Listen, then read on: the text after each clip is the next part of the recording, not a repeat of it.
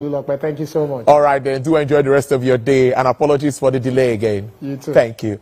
Well, we'll move to speak to our next guest, Adelanke Dayo Adekpoju. She is a gas and renewable energy specialist with Major Energies Marketers Association of Nigeria. She's already in the studio. Thank you so much, Adelanke, for your patience. It is good to have you live in our Eco-Atlantic studio. How are you today? I'm doing very well. Thank you for having me here. Yeah. I think it's good for us to also start with a bit of review of our oil and gas industry and what's been playing out.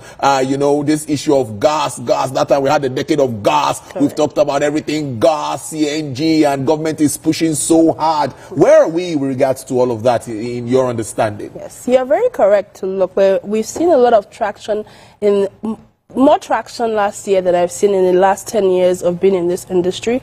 We've seen traction in policies.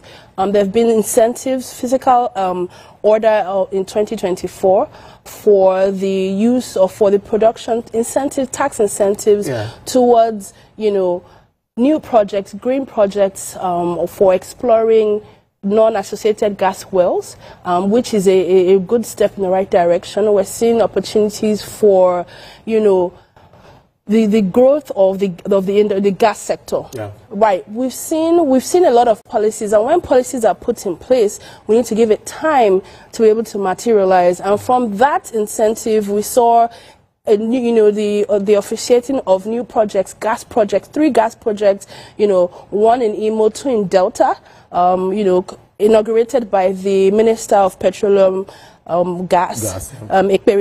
So we've seen a lot of traction, and that in itself is giving opportunity to other projects that are coming on board, because with these incentives, you're giving opportunity for new players to come into the market, investors to come into the market to benefit from these incentives.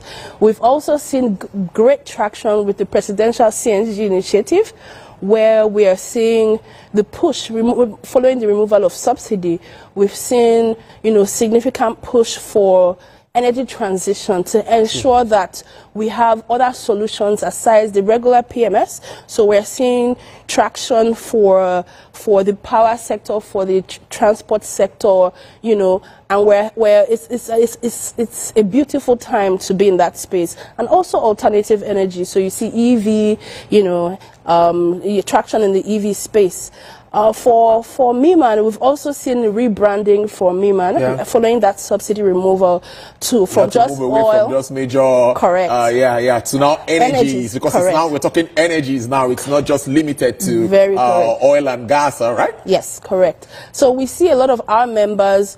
Last year there was a commissioning of the LPG depot from Adova.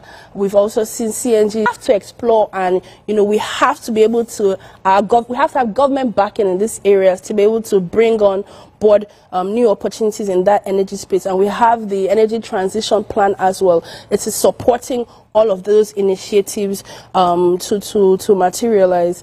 We've also seen those in itself are advantages, but we do have challenges in terms of infrastructure.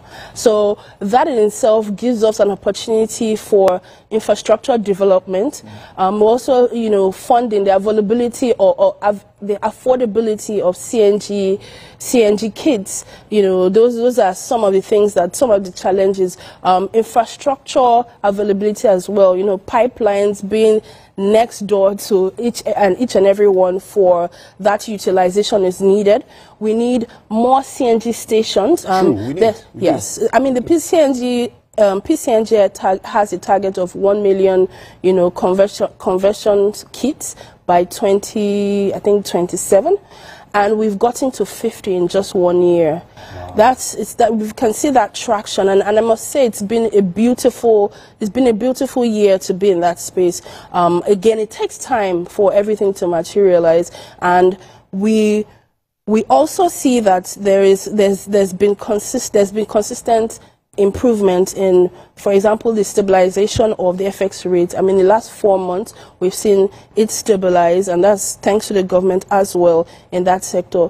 These incentives as well have brought about, the opportunity for the value chain as a whole. There's been, incentives for the value chain as they were looking at upstream for production of the CNG, of the gas, natural gas, for production of LPG as well. Also looking at the opportunity for distribution, increasing pipeline, AKK. We're also looking at the opportunity to complete that line and other projects coming on board, more CNG stations, more LNG stations, and not only just for transport, but for also power, for industry, gas-based industry as well. So it's been an interesting year.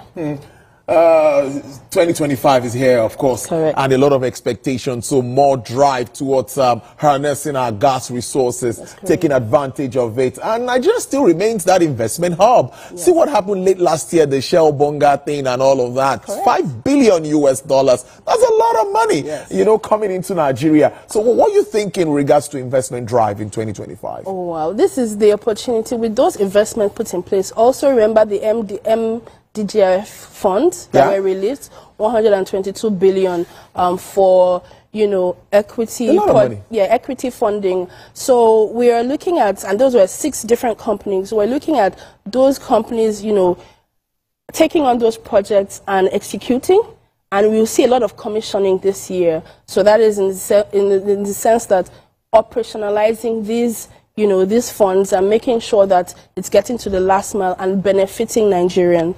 So for sure, we see that it definitely will take time. Everything that comes, good to us would have to take time. And we ask Nigerians to please be patient as these physical orders and, these, incentives that have been put in place will materialize. So it's a good year in 2025. And you already talked about the CNG thing and all of that and that drive. Well, let's see how all of this plays out, because many times Nigerians will be telling you about they want this to impact the pricing, but let's leave that out of it now. In your thoughts in totality, Nigeria's oil and gas industry, we expect to increase production, a lot of targets, and we also see refineries all coming on stream. What outlook do you have? Let me ask that way. What outlook do you have? Right, we've seen for the gas sector, we hope to see decline in the flaring, additional utilization of gas as these projects are onboarded. You would tend to see that a lot of the production, while there's a consciousness to make sure that producing, you take cognizance of the gas being flared and turn it into utilized gas. So that is a good step. And we're also looking at, with the oil production on board, you have, more and reduce the decline in, insecurity. We look at, benefits for Nigeria's economy as a whole. So for sure, that is a good step for us.